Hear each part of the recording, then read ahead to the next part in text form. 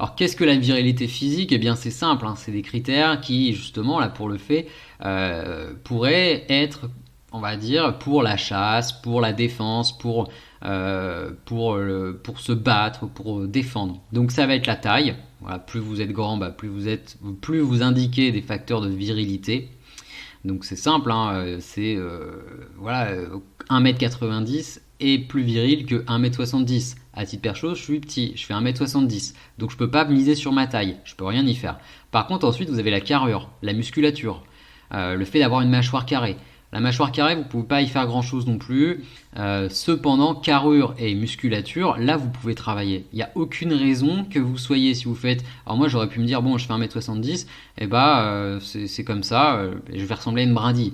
Bah non, il y a un moment, vous pouvez aussi travailler un petit peu votre corps pour avoir au moins donné un sentiment de sécurité aux autres, et ce qui va vous permettre d'avoir, eh bien, vous aussi en vous une confiance supérieure et un leadership, et ce qui va vous du coup booster votre virilité physique. Donc il n'y a pas de ah merde, je suis né petit, je suis une bardie, je prends pas de masse, etc.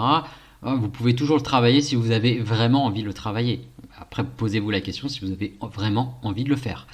Ensuite, il y a bien sûr la pilosité, au moins au niveau de la barbe. Alors maintenant, les codes de société ont un peu changé au niveau de la pilosité du corps, mais au niveau de la barbe, voilà pourquoi les hipsters sont revenus à donf avec des barbes de bûcherons et pourquoi c'est devenu stylé d'un seul coup. Eh bien, c'est juste que la pilosité est quelque chose de stylé. Si vous vous rasez complètement, eh bien, vous avez l'air d'un bébé et les meufs vont vous le dire. Elles vont clairement vous dire, eh bien là, ah, t'as une tête de bébé. Et une tête de bébé, ça inspire pas la virilité. C'est clair. Une tête de bûcheron, ça inspire un peu plus la virilité. Bûcheron égale hache égale je coupe des arbres dans la forêt. Oui, c'est vraiment le truc brut, quoi.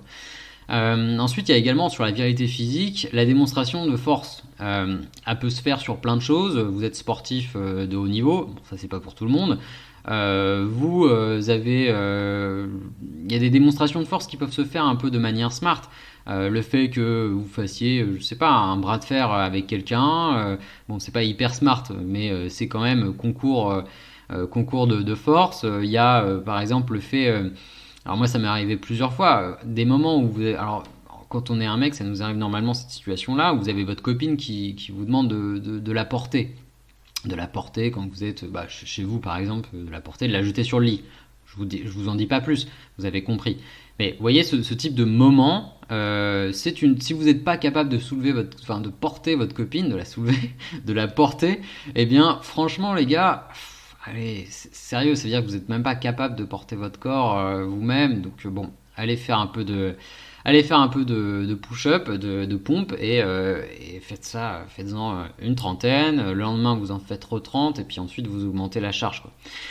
Donc en gros, la vérité physique, c'est simple, hein, c'est dominer un environnement par sa force démontrée ou sa force supposée. Voilà, c'est aussi simple que ça.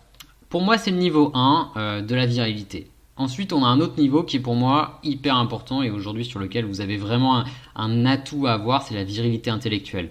Bonjour, c'est Baptiste. Tu viens d'écouter un extrait de l'épisode du podcast de Virilité intellectuelle. Tu peux retrouver l'ensemble de cet épisode directement dans la description de cette vidéo. Tu peux également trouver les autres épisodes de Virilité intellectuelle sur cette chaîne ou encore sur Apple Podcasts, Spotify ou encore Deezer. N'hésite pas à t'abonner si le contenu t'intéresse, je publie un épisode par semaine. Je te souhaite une très bonne journée ou une très bonne soirée.